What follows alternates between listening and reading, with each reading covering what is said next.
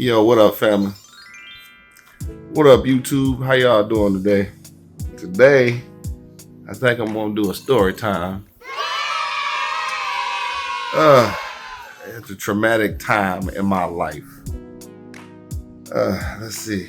I know what I'm gonna talk about. Have y'all ever grew up with somebody that's friends of the family? You know it ain't quite right, but when you're young, you just go with it because they seem to be fun. And then when you get older and you see them again, and they still in the same situation they was before, you look at them now like, what the? How? Wait, how? All right, people. So today's story time is not really about this guy per se, his character, but it's about this guy. So when I was younger, this happened in the 80s. I don't remember how old I was. I'm gonna go with 5 or 4, probably 5, maybe 4, who knows. But when I used to stay with my auntie and my cousin, she used to stay with this guy named John Will. And John Will was a character in himself. He was an old head. I don't know if he had something going on with his body. I just know sometimes he always seemed not to make the right choices. This man would get drunk and then go pee on himself. Half the time he couldn't stand up straight. And then he wanted to go hop in the car. And we was little, we was cool with him. When we got older, he talking some, "Hey, Pooh baby, how you doing? Man, if you don't get off me, you know who you is." This was years later. It's funny how you forget the people you grew up with, or grew up around. So one day, me and my cousin, cause like where we stayed in the country. And right by where we were staying at was a big old pasture. Like it was a big pasture.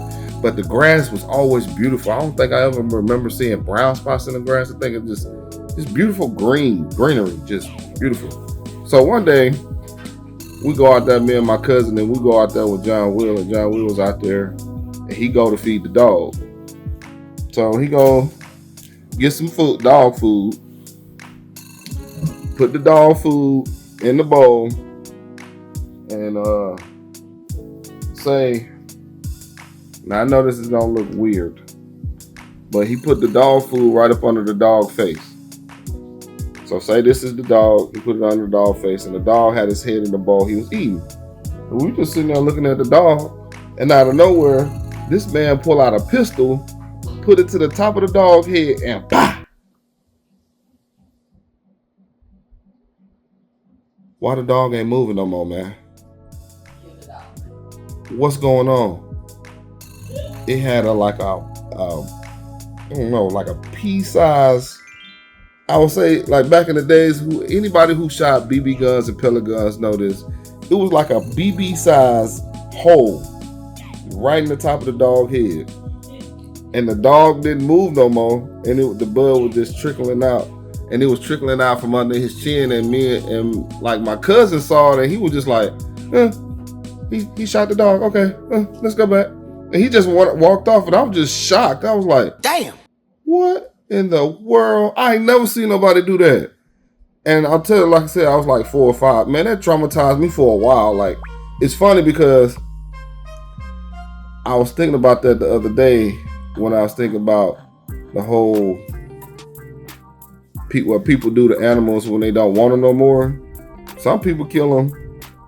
Where I'm from, what they used to do is drive out to the country, to the backwoods, and then kick the dog or cat out, whatever it was, and then drive off. So 9 times out of 10, you won't see that animal again. But if you had an animal for too long, and a couple of days, that animal come walking up, looking at your ass like, "Oh, you try to leave me? You think you gonna get rid of me?" And you be looking like, "Mama, grandma, auntie, the dog back," and they come out cussing. Get your. I just wanted to talk about that time with him shooting the dog like that. That caught me off guard. I ain't seen it coming. I don't know. Since that day, I will say this. I learned that day life and death for real. I also learned that guns are not to be played with at all. Because if it could do that to a dog, what can it do to a human?